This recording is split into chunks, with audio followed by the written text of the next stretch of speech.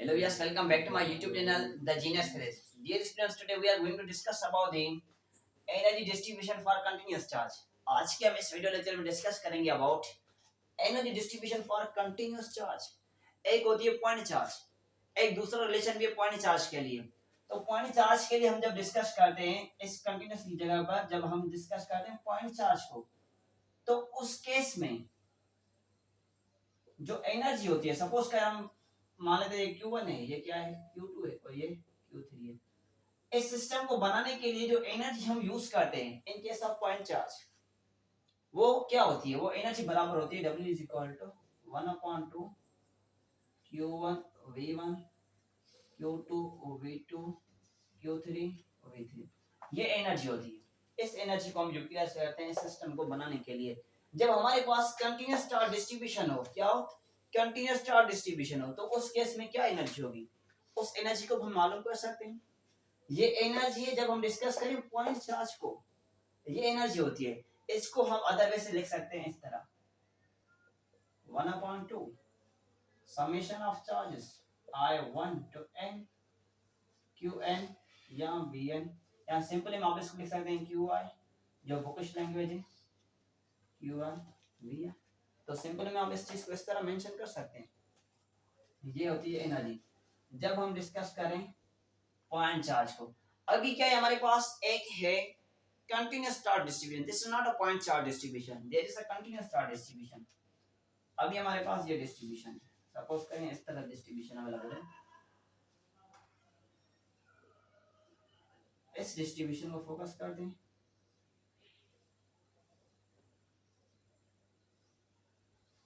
Okay, तो आप देख सकते हैं कि यहाँ पर क्या है, डिफरेंट डिफरेंट एरियाज हैं। इस स्मॉल एरिया को हम कहते हैं दिस इज डीवी, ये क्या है डीवी। और जो चार्ज होगी इसमें वो क्या होगी? वो होगी D Q. This is not a total charge, this is a charge of single one part, single one box, single one section. ये एक पार्ट, एक बॉक्स, एक सेक्शन की चार्ज है डी क्यू। ओके, ये इसका क्या है? डी क्यू वॉल्यूम, एक सिंगल वन वॉल्यूम है, नॉट होल सरफेस वॉल्यूम। ये एक पार्ट, एक सेक्शन का वॉल्यूम है। ओके, ये डी क्यू किस चीज के इक्वल है? इसको भी मालूम करते हैं कि ये डी क्यू किस चीज के इक्वल है। अभी समझते हैं कि इस चीज का मतलब क्या है। जस्ट लाइक मैंने कहा कि ये सिस्टम बनाने के लिए, पॉइंट चार्ज का सिस्टम बनाने के लिए जो एनर्जी रिक्वायर्ड होती है, जो एनर्जी हम यूज करते हैं, वो एनर्जी ये होती है। तो सिंपली इस सिस्टम को क्रिएट करने के लिए, कंटिन्यूअस चार्ज डिस्ट्रीब्यूशन करने के लिए जो एनर्जी रिक्वायर्ड होती है, अभी हम उस एनर्जी को मालूम करना चाहते हैं। इसका मतलब यही है, जो डेरिवेशन होगी इसका मतलब क्या है? वो एनर्जी हमें चाहिए जो इस कंटिन्यूअस चार्ज डिस्ट्रीब्यूशन में हम एनर्जी यूज करते हैं। वो एनर्जी किस चीज के इक्वल है, किन फैक्टर्स पर एनर्जी डिपेंडेंट है। अब इस चीज पर हम फोकस करते हैं कि इसकी एनर्जी क्या हुई। जस्ट लाइक हम इसको लिखते हैं, ये भी वर्क है, क्या है? ऐसा वर्क है। अब जानते हैं कि जो सिग्मा होती है वो किसके इक्वल होती है? सिग्मा, सॉरी सिग्मा नहीं, rho. This is the volume charge density, ये बराबर होती है dq अपॉन में dv। This is equal to dq upon में dv। अच्छा, dq किस चीज के इक्वल होगा? dq is equal to rho dv। ये यहाँ डिवाइड करता है, इधर अगर multiply, dq is equal to rho dv। ये सारा ऑपरेशन हमने सेटअप कर लिया। अभी क्या करेंगे? सिंपली हम यूज करते जाएंगे फार्मूलास। ओके, तो इस चीज पर यूज फोकस करें। यहाँ पर जब हम पॉइंट चार्ज को फोकस करते हैं तो उस केस में हम लिखते हैं समेशन साइन, इसको कहते हैं दिस इज समेशन साइन। जब हम कंटीन्यूअस चार्ज डिस्ट्रीब्यूशन को फोकस करते हैं तो सेम जगह पर हम जस्ट यूज करते हैं इंटीग्रेशन, हम यूज करते हैं इंटीग्रेशन, क्योंकि यहाँ पर क्या डिफरेंट डिफरेंट पार्ट है। इंटीग्रेशन करने से क्या होगा? इसका मतलब ये होगा कि हमने एक एक पार्ट की डिस्ट्रीब्यूशन कैलकुलेट किया, हर एक पार्ट का रिजल्ट डेटा कलेक्ट किया है। ओके, इंटीग्रेशन का मतलब ये होता है। तो वहां इस तरफ y is equal to 1/2 same क्या यूज करेंगे समीशन की जगह पर? इंटीग्रेशन। तो यहाँ पर क्या लिखेंगे? यहाँ पर क्यों है? क्योंकि यहाँ पर चार्जेस अवेलेबल है, पॉइंट चार्जेस हैं। यहाँ पर पॉइंट चार्ज नहीं है, क्या है? कंटीन्यूअस चार्ज डिस्ट्रीब्यूशन है। तो हम लिखेंगे इसको डी की, और जो वॉल्यूम है वो लिखेंगे डीवी, वो लिखेंगे डीवी। तो सिंपली dq किस चीज के इक्वल है? dq is equal to rho dv 1/2 integration rho dv dot V. आप यहाँ इसको वी लिख लें, क्या डी क्यू डॉट वी। फिर क्या करते हैं, रो डी वी इसको कर लेते हैं, rho D V dot V same रखा। अच्छा, एक आपको ये भी बात मालूम होनी चाहिए कि हमने पढ़ा है जो डाइवर्जेंस ऑफ इलेक्ट्रिक फील्ड है, divergence of electric field is equal to rho upon में एप्सिलॉन नॉट। रो का वैल्यू क्या है, rho is equal to divergence of electric field multiply epsilon naught. क्या करें, एप्सिलॉन नॉट को मल्टीप्लाई करें simply. अभी रो यहाँ पर गिवन है, आप इसको इधर पुट कर लें इस वैल्यू को सिंपल स्टेप से 1/2 इंटीग्रेशन, ये वैल्यू पुट कर लें यहाँ पर, ये वैल्यू पुट कर लिया, एप्सिलॉन नॉट भी गिवन है साइड में, और क्या है डीवी डीवी डॉट वी। अब यहाँ पर एक चीज फोकस करें, जो एप्सिलॉन नॉट है ये क्या है, constant value 8.85 in 10⁻⁻12 coulomb square upon newton into metre square इसका वैल्यू होता है।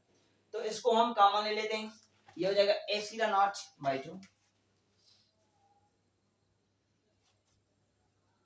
Integration D A sorry divergence था वी, हमने एप्सिलॉन नॉट को कॉमन ले लिया, क्या बचा डीवी डॉट वी। ओके, ये हमारे पास आ गया वर्क डन। मान लेते हैं this is equation number first, ये क्या है हमारे पास इक्वेशन फर्स्ट है। अब यहाँ से आगे चलने के लिए हमारा जो है ना मेंटली प्रेजेंट या होना लाजमी है, ठीक है, इस चीज पर फोकस करेंगे प्रॉपर वैसे। अभी ये जो वैल्यू है जो इंटीग्रेशन की राइट साइड पर है, ये वैल्यू किस चीज के इक्वल है, this is not elegant form, this is not a final form, ये फाइनल वर्क डन नहीं है, अभी elegant form most important form remaining है, उस पर फोकस करते हैं। अभी ये जो गिवन है राइट साइड पर, इंटीग्रेशन की राइट साइड पर, ये किस चीज के इक्वल है, तो ये हम एक्सप्लेन करते हैं बाय अ गिवन फार्मूला। इसको डिफरेंट वे से हम सॉल्व कर सकते हैं, प्रोडक्ट रूल भी यूज करते हैं, डिफरेंट वे से वो सॉल्व करते हैं, उसमें क्या होता है स्टेप्स कुछ ज्यादा हो जाते हैं, मगर जो फार्मूला बुक में मेंशन है हम कोशिश करके वही यूज करते हैं। तो अकॉर्डिंग टू फार्मूला यहाँ पर थोड़ी सी ट्विस्ट आती है इस टॉपिक में, टर्निंग आती है, और फार्मूला होता है integration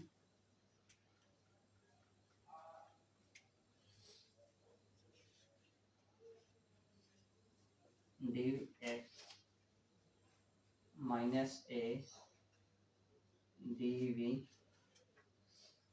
divergence of v dv plus में f a ds, simple formula है।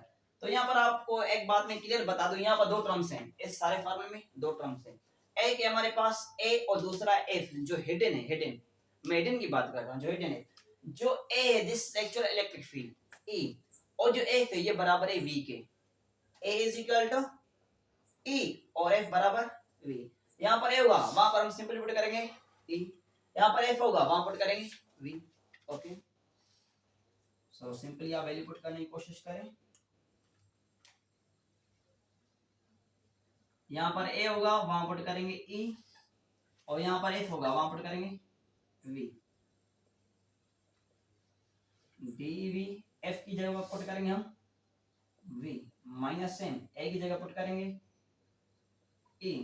अच्छा, आपको ये चीज मालूम होनी चाहिए, ये चीज हमने फर्स्ट लेक्चर में डिस्कस किया इसको, कि जो इलेक्ट्रिक फील्ड है वो बराबर होते हैं माइनस में डाइवर्जेंस ऑफ, यहाँ इसको लिखते हैं हम इस तरह भी, माइनस में ही माइनस बोथ साइड मल्टीप्लाई करें तो ये प्लस हो जाएगा और ये माइनस हो जाएगा, क्योंकि ये प्लस है, जब माइनस मल्टीप्लाई होगी तो माइनस हो जाएगा। तो सिंपली इसका वैल्यू क्या है, ये बराबर है माइनस ई के।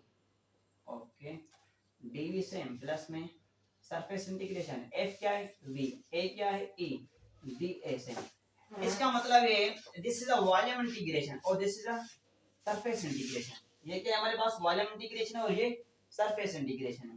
तो आप सिंपलीफाई करें इसको फर्दर, ई मल्टीप्लाई तो ये हो जाएगा E square minus multiply minus ये हो जाएगा प्लस स्क्वायर ई स्क्वायर डीवी, ये एक सेक्शन पूरा हो गया माइनस मल्टीप्लाई माइनस तो ये हो जाएगा प्लस ई मल्टीप्लाई तो E square D V plus surface integration. आप मेंशन करने कोई मसला नहीं, वी और एस VADA। तो आप देख सकते हैं कि ये जो सारा सेक्शन हमें मिला है, ये जो ब्रैकेट है, मैं इस ब्रैकेट को मेंशन कर लेता हूं, इस वैल्यूज को। ये जो सारी चीज है ये बराबर है इसके, ये सारी चीज बराबर है इसके, तो मैं पुट कर लेता हूं।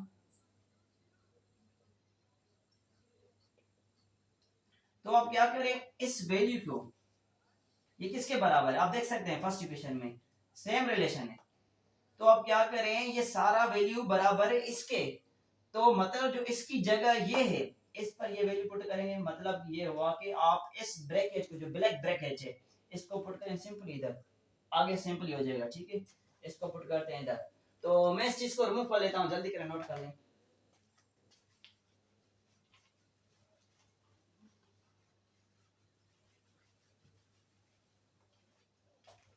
तो ये वैल्यू है, सपोज करें दिस इज सेकंड इक्वेशन, आप सेकंड इक्वेशन के वैल्यू को पुट करें फर्स्ट इक्वेशन में,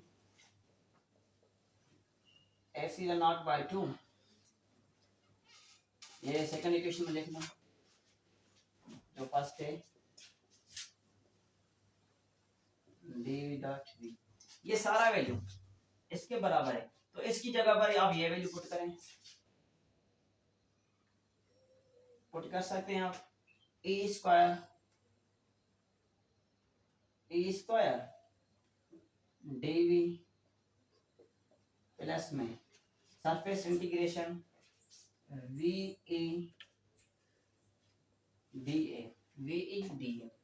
तो यहाँ पर एक बात है पोटेंशियल की, तो ये चीज समझने के लिए आपको एक बात समझनी पड़ेगी, वो क्या है, सपोज करें हमारे पास ये सरफेस है, ये क्या है, सरफेस है, आपको ये चीज भी माइंड होना चाहिए कि जो पोटेंशियल होता है ये बराबर होता है 1/4 पाई एप्सिलॉन नॉट अपान में क्यू अपान में आर, क्यू अपान आर, ये पोटेंशियल इसके बराबर होता है। जो V का R के साथ रिलेशन है, जो पोटेंशियल का रिलेशन है R के साथ, वो क्या है, इनवर्स है। अगर हम फोकस करते हैं, सपोज करते हैं ये है R1 और ये हमारे पास R2 और ये हमारे पास R3, तो सबसे पोटेंशियल किस जगह पर कम होगा, जो R3 है इस जगह पर जो पोटेंशियल की वैल्यू है वो बिल्कुल भी कम होगी, बिल्कुल भी छोटी होगी, क्योंकि V का जो रिलेशन है R के साथ वो क्या इनवर्स है। जब हम R को बढ़ाते जाएंगे, जो V का वैल्यू, जो पोटेंशियल का वैल्यू है वो कम होता जाएगा। हम इस सरफेस को इतना बढ़ा देते हैं, इतना लार्ज कर देते हैं कि जो V का वैल्यू है वो क्या हो जाए, जीरो। V का वैल्यू क्या हो जाए, जीरो। तो जब V का वैल्यू जीरो हो जाएगा तो अब यहाँ पुट करें V का वैल्यू जीरो, तो ये सारी इक्वेशन किसके हो जाएगी, बराबर, ये जीरो के बराबर हो जाएगी। तो इस वे से हम इस चीज को यहाँ से निगलेक्ट कर सकते हैं, तो ये हो जाएगा W is equal to epsilon naught by 2 A square D plus में ये जीरो के इक्वल होगा। कैसे जीरो हुआ ये बात समझ लेना, ठीक है। So work is equal epsilon naught by 2 A square D, तो दिस इज एनर्जी रिक्वायर्ड, ये एनर्जी है हमारे पास, तो ये फाइनल रिलेशन है हमारे पास, यहाँ पर ये इक्वेशन कंप्लीट होती है। तो ये एनर्जी, ये वर्क डन रिक्वायर्ड होता है इस सेक्शन को, इस सिस्टम को बनाने के लिए। तो किस तरह क्वेश्चन आ सकता है, यहाँ तो सर आपको सिंपली कहेगा कि energy distribution for a continuous charge proof करें, तो आप सिंपली ये स्टेप कर सकते हैं, या आपको सर ये देगा, कहेगा कि आप इसकी जो है ना इसको प्रूफ करें, ये प्रॉब्लम में गिवन होगा एक्सप्रेशन, कहेगा इस एक्सप्रेशन को प्रूफ करें। तो दो पॉसिबिलिटीज हैं, या तो आपको ये चीज सीधी साधी कहेगा कि एनर्जी चार्ज डिस्ट्रीब्यूशन के लिए क्या वर्क डन रिक्वायर्ड होता है या क्या एनर्जी रिक्वायर्ड होती है, तो यहाँ वर्डिंग की चेंजिंग हो सकती है, क्या वर्क डन रिक्वायर्ड है या क्या एनर्जी रिक्वायर्ड है, दो वैसे क्वेश्चन इस तरह आ सकते हैं। तीसरी पॉसिबिलिटी ये है कि ये सारा एक्सप्रेशन आपको प्रॉब्लम में मेंशन करे, तो यही पॉसिबिलिटीज हैं, इस वजह से हम इस वर्क डन को कैलकुलेट कर सकते हैं। सिंपल है, आंसर कितनी छोटी है, ठीक है। तो जितना हो सके प्रैक्टिस करें इंशाल्लाह और फॉर द बेस्ट अच्छा ही होगा। तो अगर आपको कोई क्वेश्चन है तो आप कमेंट कर सकते हैं, या अगर कोई वीडियो आप अपनी डिमांड पर कहना चाहते हैं या इलेक्ट्रॉनिक डिवाइस का है या इलेक्ट्रोडायनामिक्स से, तो आप कमेंट कर सकते हैं, इंशाल्लाह मैं वीडियो बना लूंगा। Okay, so if you have any question you can comment me. Thank you.